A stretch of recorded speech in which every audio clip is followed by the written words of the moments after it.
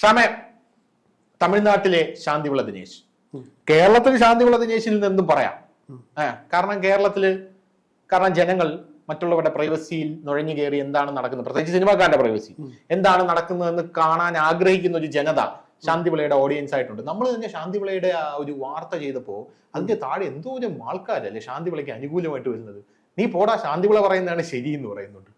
ഒരു കാര്യം ആലോചിച്ചു. അപ്പൊ ഞാൻ ആലോചിച്ചു, ഇവരുടെയൊക്കെ വീട്ടിലുണ്ടല്ലോ, ഇവരുടെ ഈ ശാന്തിവിളയെ അനുകൂലിക്കുന്ന ആൾക്കാരുടെ വീട്ടിലും ഇതുപോലെ ഒരുപാട് പ്രശ്നങ്ങൾ കാണില്ലേ, ഇല്ലേ?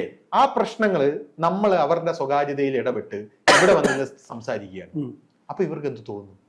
അല്ല, ആ ഒരു സ്ഥാനത്ത് ഇവരെ ഒന്ന് നിർത്തിയാലേ ഇവർക്ക് എന്ത് തോന്നും? ഇവര് വിചാരിക്കില്ല എന്തിനാണ് ഇങ്ങനെ എന്റെ കാര്യങ്ങളൊക്കെ, അങ്ങനെ തോന്നില്ലേ?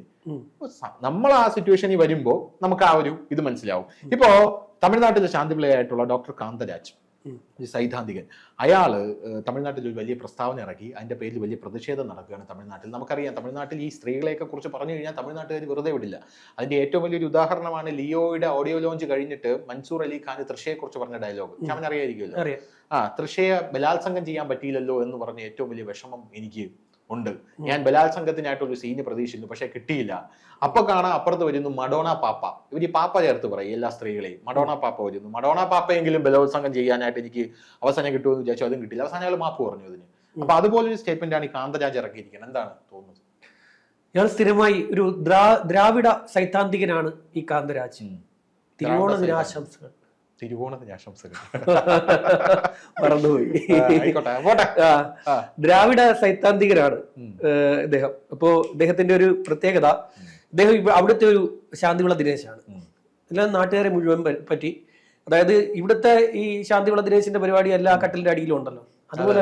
അതുപോലെ തന്നെ അവിടുത്തെ നടിമാരുടെ, ഇവിടുത്തെ നടന്മാരുടെ കട്ടിലിനടിയിലാണ് ശാന്തിവിളയെങ്കിൽ അവിടുത്തെ നടിമാരുടെ കട്ടിലിനടിയിലാണ് ഈ കാന്തരാജ് ഒളിച്ചിരിക്കുന്നത്. ഡോക്ടറേറ്റ് ഉണ്ട്. ഡോക്ടറേറ്റ് കിട്ടിയ ആളാണ്. ഇപ്പം വിശ്വസിക്കാൻ പറ്റില്ല. ഇപ്പൊ ആരാണ് ഡോക്ടറേറ്റ് ഒറിജിനൽ ആയിട്ടുള്ളത്, ആർക്കാണ് ഇല്ലാത്തത് എന്നുള്ളതൊന്നും വിശ്വസിക്കാൻ പറ്റത്തില്ല. ഇപ്പൊ ഈ ഹേമ കമ്മിറ്റി റിപ്പോർട്ടിൽ ഈ ഇത് ആരോപണം ഉന്നയിച്ച ഒരു സ്ത്രീക്കും ഡോക്ടറേറ്റ് ഉണ്ടായിരുന്നു. ആ ഡോക്ടറേറ്റ് ആരാ കൊടുത്തതെന്ന് ചോദിച്ചപ്പോ അവര് പറയുന്ന അമേരിക്കയിൽ ഒരു സംഘടന വന്നാണ്. വിശ്വസിക്കാൻ പറ്റില്ല. അത് നമുക്കത് പറയേണ്ടത്.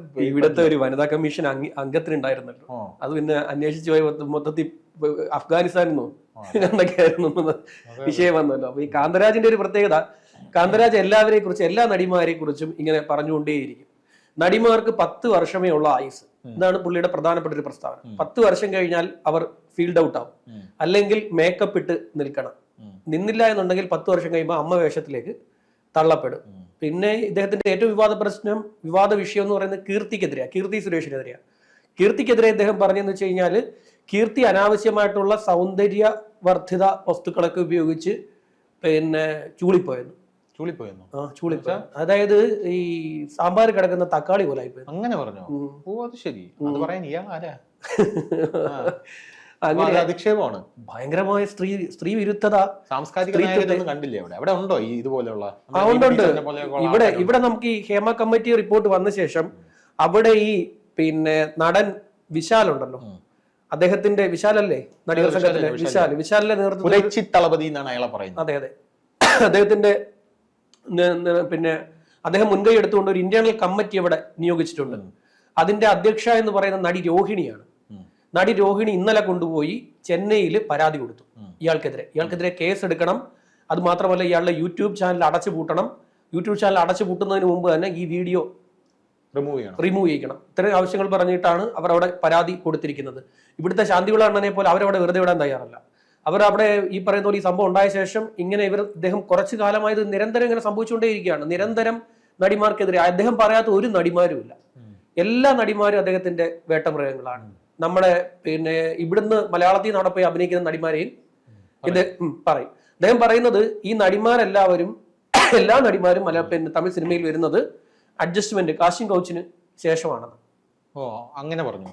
എല്ലാ നടിമാരും ഒരു നടി പോലും അല്ലാതെ പിടിച്ചു നിന്നിട്ടില്ല എന്നുള്ളതാണ് അദ്ദേഹത്തിന്റെ പരാമർശം. അദ്ദേഹത്തിന്റെ പ്രധാനപ്പെട്ട ഒരു ഇരയാണ് നമ്മുടെ നയൻതാര. ഞാൻ ചോദിക്കാൻ മതിയായിരുന്നു. നയൻതാരയാണ് അദ്ദേഹത്തിന്റെ പ്രധാനപ്പെട്ട ഒരു. നയൻതാര പരാതിയൊന്നും കൊടുത്തില്ല. നയൻതാര പരാതിയൊന്നും കൊടുത്തു. നയൻതാര സാധാരണ ആർക്കും പരാതിയൊന്നും കൊടുക്കാറില്ല.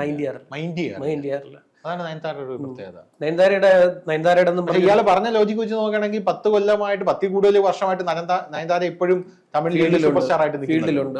അയ്യ എന്ന് പറയുന്ന സിനിമയിലൂടെ അല്ലേ അവര് തമിഴ് വരുന്നത്. അതെ, തമിഴ്. അയ്യ എന്ന് പറയുന്ന സിനിമയിൽ കൂടെയാണ് തമിഴ് വരുന്നത്. അപ്പൊ തമിഴ് വന്നിട്ട് അവർക്ക് ഇത്രയും കാലം അവർക്ക് പിടിച്ചിരിക്കാൻ. മലയാളത്തിൽ ഏതായാലും നയൻതാര വന്നത് മനസ്സിനക്കരയാണോ വിസ്മയത്തുമ്പത്താണോ? മനസ്സിനക്കരെ.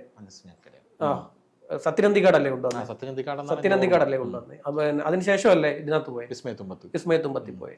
എനിക്ക് ഇന്ന് സത്യനന്ദിക്കാടിന്റെ അവിടെ കഴിഞ്ഞിട്ടാണ് തമിഴിൽ പോയി അയ്യ ചെയ്യുന്നത്.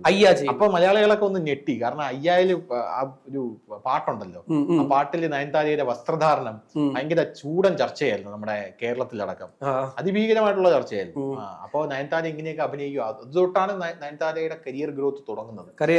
എന്തോരം അട്രോസിറ്റീസും എന്തോരം ഇതുപോലെയുള്ള വെട്ടാവളിയന്മാരെയൊക്കെ അവര് പിന്നെ അവരുടെ പറഞ്ഞിട്ടൊരു വീഡിയോ വരെ പുറത്തു വന്നു. വീഡിയോ പുറത്തു അവരും ചിമ്പു പുറത്തുവിട്ടാണെന്ന് പറഞ്ഞിട്ട് പറഞ്ഞിട്ടൊരു വീഡിയോ ഒക്കെ പുറത്തു. പക്ഷെ അവരൊന്നും മൈൻഡ് ചെയ്തില്ല. അവരുടെ കരിയറിനെ വളർത്തിക്കൊണ്ടേയിരുന്നു. അതില് പിന്നെ മീര ജാസ്മിൻ ഇറങ്ങിയിരുന്നില്ല അവർക്കെതിരെ. എത്രയോ കാലം മീര ജാസ്മിൻ അവരുടെ പേര് പറയാതെ വിമർശനം. എത്രയോ കാലം സംഭവം മീര ജാസ്മിന്റെ കരിയർ കളഞ്ഞത് ഇവരാണെന്നൊക്കെ പറഞ്ഞല്ലേ. അത് ശരി, ആ വിഷയം എനിക്ക് അങ്ങനെ തീരെ അറിയില്ല. ഇവരാണ് തമിഴ് സിനിമകളിൽ മീര ജാസ്മിനെ ഒതുക്കിയെന്നാണ് മീര ജാസ്മിന്റെ പിന്നെ രഹസ്യമായിട്ടുള്ള. അത് പേര് പറയില്ല മീര ജാസ്മിൻ, പേര് പറയാതെ. പക്ഷെ മീര ജാസ്മിന് തമിഴിൽ അഭിനയിക്കാനുള്ള ഒരു കാലിബർ ഉണ്ടെന്ന് എനിക്ക് തോന്നുന്നില്ല. നമ്മൾ അത് ഇനിയിപ്പോ അങ്ങനെ എനിക്ക് മലയാള സിനിമകളിൽ കണ്ടുകൊണ്ടാണോ എന്ന് അറിയില്ല. മീര ജാസ്മിൻ നമ്മളെ മലയാള ജസതന്ത്രം, അച്ചുവിന്റെ അമ്മ, അതിലൊക്കെ നല്ല ക്യാരക്ടർ ആയിരുന്നല്ലോ. തമിഴിൽ പോയിട്ട് മീര ജാസ്മിൻ ശോഭിച്ചിട്ടില്ല. ഇവിടെ നവ്യ നായർ പോയല്ലോ തമിഴിലോട്ട്. നവ്യ നായർ ചേരന്റെ കൂടെ ഒരു മായക്കണ്ണാടി എന്ന് പറഞ്ഞൊരു അതിൽ ശോഭിച്ചിട്ടില്ല. പിന്നെ ഇവിടെ നിന്ന് പിന്നെ തമിഴിലോട്ട് പോയത് കാവ്യമാധവൻ പോയിട്ടുണ്ട്. അറിഞ്ഞിട്ട് പോലും ഇല്ല പോയെന്ന്. ധനുഷ് പറയുമ്പോഴാണ് ഞാൻ അറിയുന്നത്. കാവ്യമാധവൻ പോയിട്ടുണ്ട്. ഇവിടെ നിന്ന് മലയാളത്തിൽ ദിലീപ് തമിഴ് സിനിമയിൽ അഭിനയിച്ചിട്ടുണ്ട്. അറിയാമോ? അതറിയാം. ദിലീപ് അഭിനയിച്ചിട്ടുണ്ട്, കാവ്യമാധവ് അഭിനയിച്ചിട്ടുണ്ട്.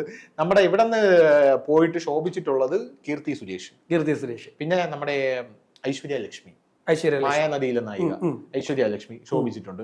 പിന്നെ വേറെ ആരും വലുതായിട്ട് ശോഭിച്ചായിട്ട് അറിയില്ല. തമിഴില് പോയി തമിഴേഴ്സ് ആയിട്ട് നിൽക്കുന്ന നടിമാര് യഥാർത്ഥത്തിൽ മലയാളികളാണ്. അവര് മലയാളത്തിൽ ശോഭിച്ചു. ഇപ്പൊ അസിൻ, അത് തമിഴിൽ പോയിട്ട് മലയാളിയായിട്ടുള്ള നടി. അത് സത്യനന്ദിക്കാടാണ്. നരേന്ദ്രൻ മകൻ ജയകാന്ത മഹാ സിനിമയിൽ അവരെ ഇൻട്രൊഡ്യൂസ് ചെയ്തത്. ശോഭിച്ചിട്ടില്ല. അപ്പൊ നയൻതാര ഇപ്പൊ തമിഴിലാണല്ലോ പൂർണ്ണമായിട്ടും. തിരുവല്ലക്കാരിയല്ലേ നയൻതാര? അതെനിക്കറിയില്ല. തിരുവല്ലക്കാരിയാണ് ഡയാന കുര്യൻ എന്നാണ് അവരുടെ യഥാർത്ഥ. ഡയാന കുര്യൻ. അങ്ങനെയാണ് ഇയാൾ ആരോപണം ഉന്നയിക്കുന്നത്. ഈ നയൻതാരയുടെ വേറൊരു സംഭവം ഉണ്ട്. ഈ നയൻതാരയും ചിമ്പുവും കൂടെയുള്ള ഒരു സിനിമയുടെ ഒരു രംഗം, ഒരു ലിപ് ലോക്കിന്റെ ഒരു രംഗം, വലിയൊരു കട്ടൗട്ട് മധുര ടൗണിൽ കൊണ്ടുവച്ചിട്ട് അവസാനം പോലീസ് മധുര SP ഇടപെട്ടുകൊണ്ട് അത് മാറ്റിച്ചു. റോഡ് ബ്ലോക്കായി പോയെന്നേ. ഫുള്ള് ബ്ലോക്കായി പോയി. ഏതാണ്ട് മധുര സിറ്റി എന്ന് പറയുന്നത് 1.5 മണിക്കൂർ ബ്ലോക്കാക്കി കളഞ്ഞ് ഈ കട്ടൗട്ട് അവസാനം ഇടപെട്ടിട്ടാണ് മാറ്റിച്ചത്.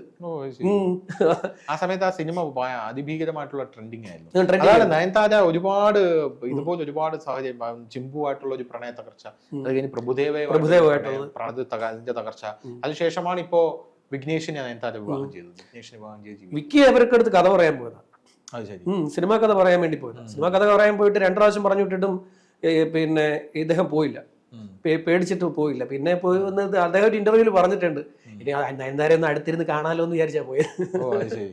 അയാൾ ഒരു ചെറിയ റൂമിൽ താമസിച്ചോണ്ടിരുന്ന ആളാണ്. ഒരു ചെറിയ ചെന്നൈയിൽ ഒരു കുടിസ് റൂമിൽ താമസിച്ചോണ്ടിരുന്ന ആൾ. അയാൾ ഏത് ലെവലിൽ പോയപ്പോ ജീവിതം മാറിയ മാറ്റം.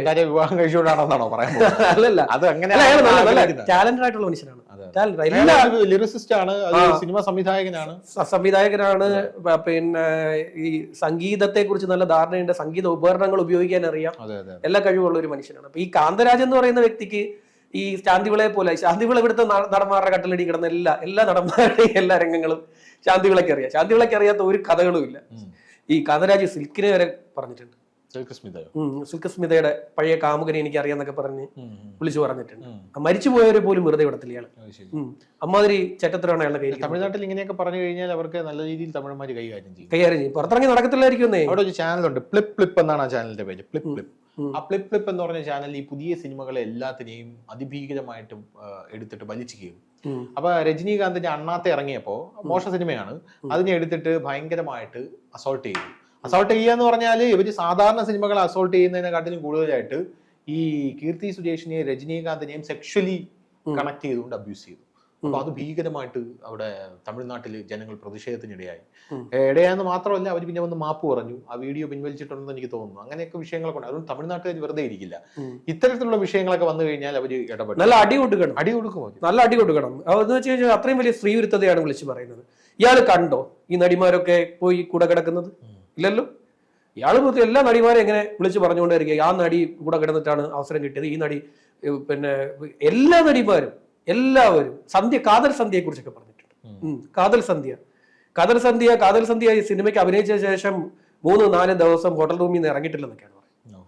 ഇങ്ങനെയൊക്കെയാണ് വിളിച്ചു പറയുന്നത്. തോന്നിവാസം പറയുന്നതിൽ അങ്ങനെ ആറാടി നടക്കുകയാണ്. അവിടുത്തെ ഒരു Santhivila Dinesh plus Arattannan plus Alin Jose Pereira plus Chekuthan plus അങ്ങനെ നാട്ടിലുള്ള എല്ലാ അലവലാദികളോട് ചേർന്ന ഒരു മനുഷ്യനാണ് ഈ കാന്തരാജ്. ശരി, എന്തായാലും നല്ല അടി കിട്ടട്ടെ എന്ന് ആശംസിച്ചുകൊണ്ട് നമുക്ക് ശരി.